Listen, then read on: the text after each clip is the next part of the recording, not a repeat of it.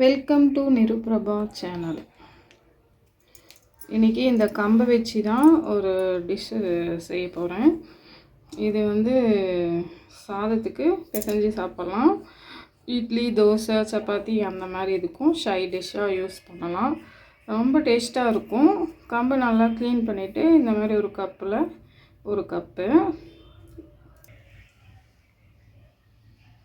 கடலைப்பருப்பு, உளுத்தம்பருப்பு, மிளகு, ஜீரகம், காரத்துக்கு ஏற்ற மாதிரி காஞ்ச மிளகாய், தேவையான அளவு உப்பு, வெங்காயம் 1, தக்காளி ஒரு 2, புளி, பூண்டு.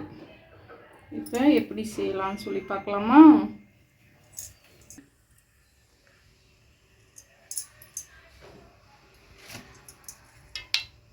கடாய் காஞ்சதும் எண்ணெய் ஊற்றிக்கணும். எண்ணெயில்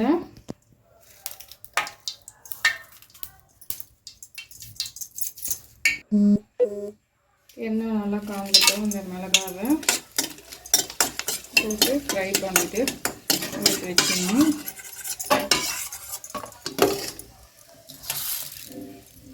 இப்போ கடலைப்பருப்பு, உளுத்தம்பருப்பு எடுத்து வச்சுருக்கோம் இல்லையா, அது எல்லாமே சேர்த்து நல்லா ஃப்ரை பண்ணணும்.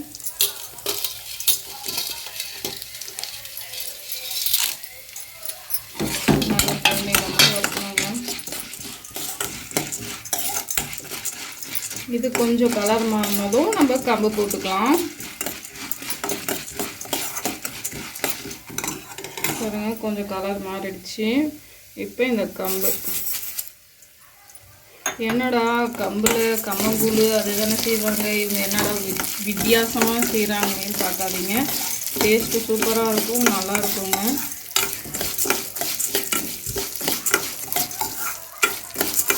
நல்லா சிவக்க வறுத்துட்டு நம்ம தட்டில் ட்ரான்ஸ்ஃபர் பண்ணிடலாம்.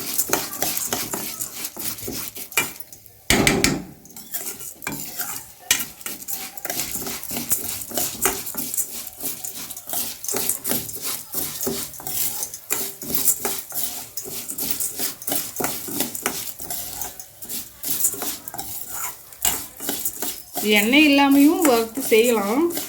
எண்ணெய் போட்டு வறுத்து செய்யும்போது அது டேஸ்ட் கொஞ்சம் நல்லாயிருக்கும். அதனால் நான் எண்ணெய் கொஞ்சம் யூஸ் பண்ணிக்கிட்டேன். உங்களோட ஆப்ஷன் தான், எப்படி வேணால் நீங்கள் செய்யலாம். இது வறுக்க வறுக்க வீடே அப்படியே வாசமாக தூக்குங்க. அந்த அளவுக்கு நல்லாயிருக்கும். இது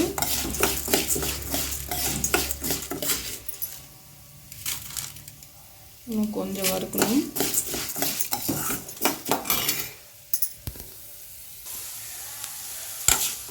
பாருங்க, நல்லா பொரிஞ்சு வருது பாருங்க. சவுண்டு அப்படியே பாப்கார்ன் சவுண்டு மாதிரி பட்டு பட்டு பட்டு பட்டுன்னு வரும்.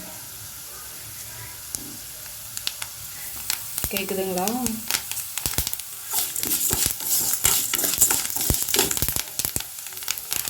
அவ்வளோதாங்க. அந்த மாதிரி வந்ததுமே நம்ம தட்டில் ட்ரான்ஸ்ஃபர் பண்ணிக்கலாம். பண்ணிட்டு காட்டுறேன். இதில் ட்ரான்ஸ்ஃபர் பண்ணியாச்சு. கமகமான வாசம்.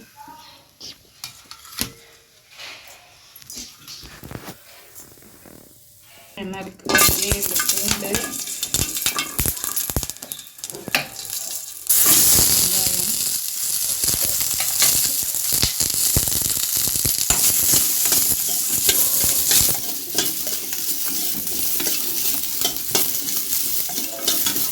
கொஞ்சம் கலர் மாறணும். நம்ம தக்காளியை சேர்த்துக்கலாம், புளியை சேர்த்துக்கலாம்.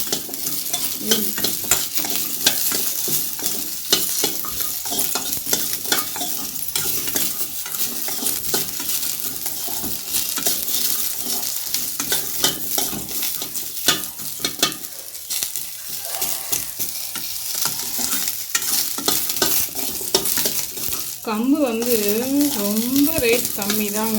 அதனால் கம்பு ரொம்ப உடம்புக்கு ரொம்ப நல்லது. அதில் வச்சு நிறைய டிஷ் பண்ணலாம்.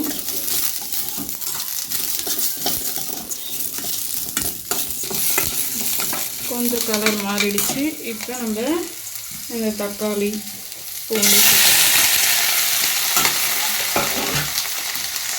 தக்காளி புளி சேர்த்துக்கலாம்.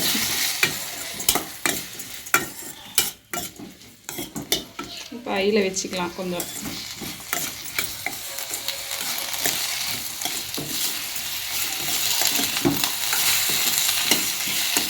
இந்த சட்னி வந்து சாதத்துக்கு அவ்வளோ நல்லாயிருக்கும். நெய் ஊற்றி இல்லாட்டி நல்லெண்ணெய் ஊற்றி சாப்பிடும்போது அவ்வளோ நல்லாயிருக்கும். கண்டிப்பாக செஞ்சு பார்த்துட்டு உங்கள் ஃபீட்பேக் கமெண்ட் பாக்ஸில் சொல்லுங்கள்.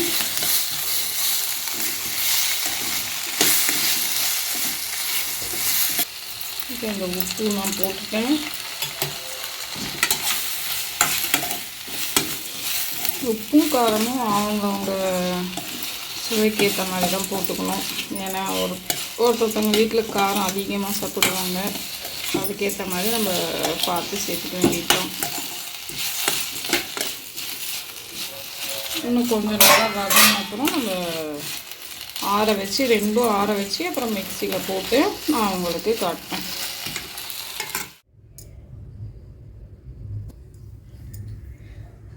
பாருங்கள், தக்காளி நல்லா வதங்கிடுச்சு. ரெண்டுத்தையுமே ஆற வச்சு பாருங்கள், கம்பு பருப்பு எல்லாம் வறுமிளகா எல்லாம் வறுத்தோம் இல்லையா, அதை ஆற வச்சு அரைச்சிட்டோம். ஃபஸ்ட்டு அதை அரைச்சிட்டதும் இந்த தக்காளி பூண்டு இதெல்லாம் இருக்கு இல்லையா, புளி உப்பு இதெல்லாம் போட்டு இப்போ உங்களுக்கு அரைச்சி காட்டுறேன்.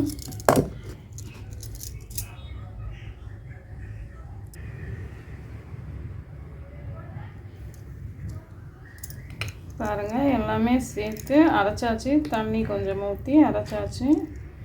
இந்த பக்கம் சாதம் ரெடியாக இருக்குது. சாதத்தில்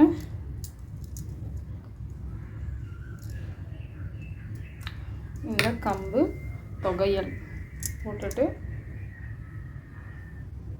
நல்லெண்ணெய்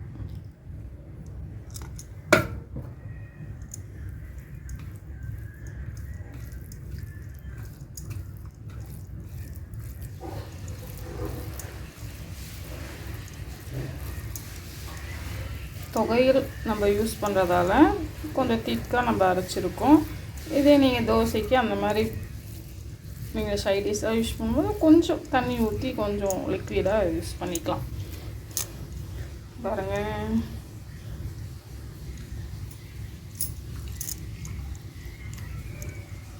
செம்ம சூப்பராக இருக்குங்க. உப்பு காரம் எல்லாமே கரெக்டாக இருக்குது.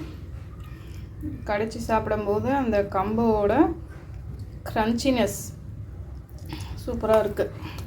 கண்டிப்பாக எல்லோரும் ட்ரை பண்ணுங்கள். ட்ரை பண்ணிவிட்டு உங்கள் ஃபீட்பேக் கமெண்ட்டை சொல்லுங்கள். உங்கள் ஃப்ரெண்ட்ஸ் அண்ட் ரிலேட்டிவுக்கு ஷேர் பண்ணுங்கள். எனக்கு தெரிந்தது உங்கள் கண் பார்வைக்கு. தேங்க்யூ ஃபார் வாட்சிங்.